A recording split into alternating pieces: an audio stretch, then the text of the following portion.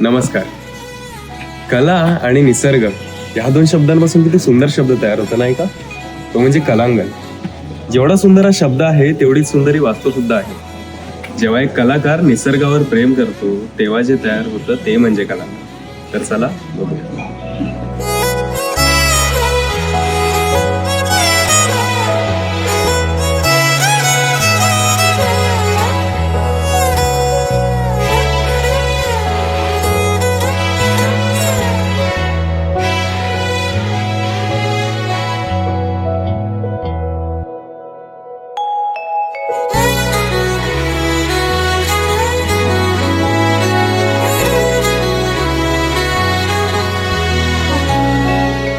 तर या धावपळीच्या जीवनातून काही दिवस विश्रांती घेऊया आणि कलांगणला येऊया. कलांगण आपल्या घरासारखं घर.